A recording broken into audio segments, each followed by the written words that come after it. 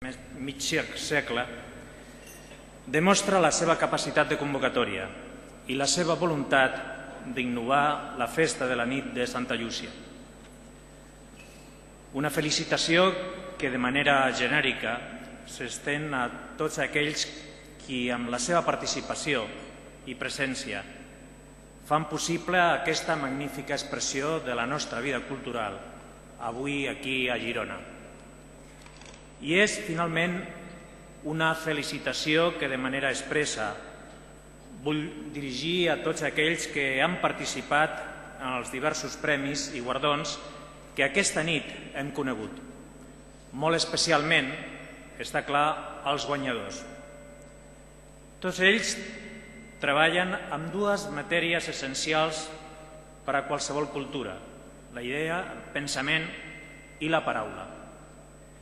La seva aportació, com la de tants altres abans que ells i la de tots aquells qui els succeiran, és essencial per a l'enriquiment de les lletres catalanes. Les obres que avui s'han premiat són un reflex del nivell i de l'estat de la creació literària i del pensament en la nostra llengua. Una expressió contemporània, un maó més aportat al bastiment d'aquest edifici magnífic que conforma les lletres catalanes. El reconeixement que fem aquesta nit ens permet dir novament que la nostra literatura és perfectament, com deia el president Porta, equiparable a les millors expressions literàries internacionals. I al mateix temps proclamar que hem de treballar per projectar-la. La nostra literatura i la nostra cultura han de poder fer camí, en llibertat, mirant el món global d'avui i aconseguint que el món ens miri i ens admiri. És feina vostra, dels creadors, cercar l'excel·lència, aconseguir-la i aconseguir així l'aplaudiment i l'admiració del públic que, gràcies a les vostres aportacions, se sent interpel·lat, enriquit, emocionat, seduït.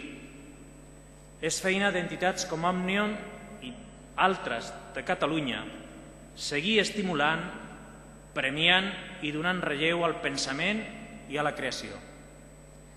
I és feina dels governs vetllar i treballar per crear les condicions necessàries perquè una cosa i l'altra siguin possibles.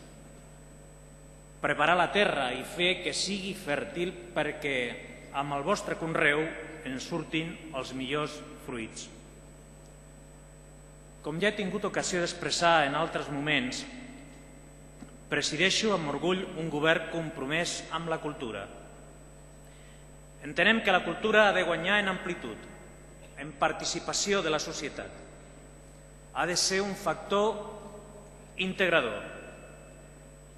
Hem fixat unes prioritats polítiques que han de permetre enaltir la nostra personalitat i alhora garantir la cohesió social del país, assumint positivament la diversitat i la complexitat.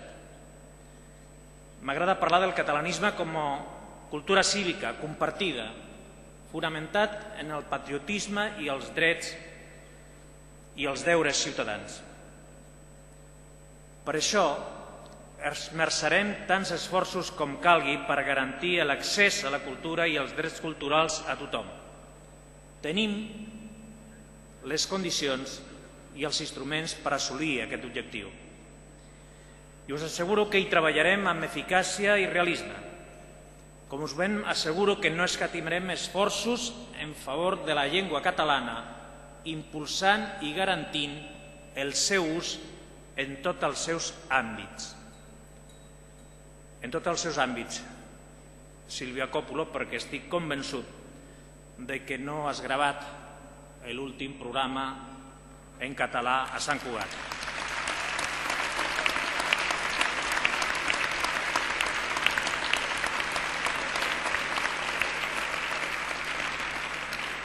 Aquests són reptes compartits i per abordar-los vull comptar amb tots vostès.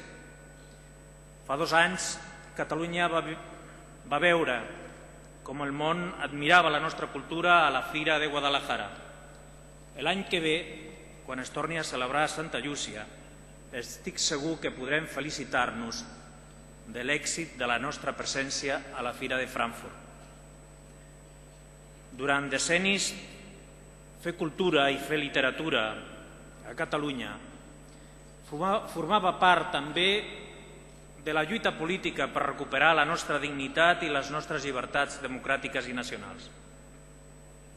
Ara ja fa temps que la creació es pot exercir en llibertat, en plena llibertat. Allò que vulguem assolir depèn cada vegada més de nosaltres mateixos, del que siguem capaços de fer. Com diu el poeta Marià Villangómez, Premi d'Honor de les Lletres Catalanes, voler l'impossible ens cal i no que mori el desig. Res no ens ha d'impedir que la nostra cultura sigui forta. Una cultura forta s'ha de basar en l'acció confiada d'una societat. I avui la societat catalana pot mirar al futur amb confiança. Reitero la meva felicitació a tots i a tots vull encoratjar-vos a treballar per eixamplar amb generositat i optimisme els horitzons de la nostra cultura. Sapigueu que en aquest objectiu en tindreu al vostre costat. Moltes gràcies i bona nit.